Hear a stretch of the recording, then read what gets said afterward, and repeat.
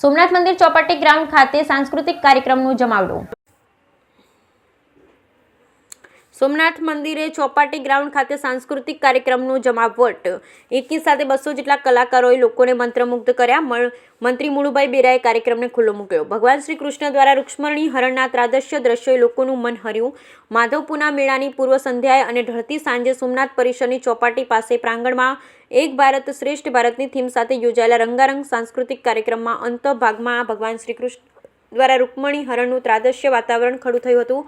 કલાકારોના performance માટેના મેદાનમાં ભગવાન શ્રી કૃષ્ણે રંગબેરંગી સુશોભિત ઘોડા જોડેલા રથમાં રૂક્ષ્મણી હરણ માટે પ્રવેશ કર્યો હતો અને સાક્ષાત વાસ્તવમાં વર્ષો પહેલા જે ઇતિહાસ નોંધાયો તે યથાર્થ નિરૂપણ કરતા ભગવાન શ્રી કૃષ્ણએ રૂક્ષ્મણીનું હરણ કરી પોતાની સાથે દ્વારકા નગરીમાં લઈ આવ્યા હોય એવું જીવંત નિદર્શન કલાકારો દ્વારા રજૂ કરવામાં આવ્યું હતું। ઉપસ્થિત જનમેદનીએ પણ ભગવાન શ્રી કૃષ્ણ માતા રૂક્ષ્મણીના આ વિવાહની ગાથાને હર્ષભેર ચિચિયારીઓ વચ્ચે વધાવી લીધી। સમગ્ર વાતાવરણમાં સાક્ષાત ભગવાન દ્વારા વાસ્તવમાં રૂક્ષ્મણી હરણ થયું હોય તેવું જીવંત વાતાવરણ ખડું થયું હતું। બ્યુરો રિપોર્ટ મહેન્દ્ર ટાંગ।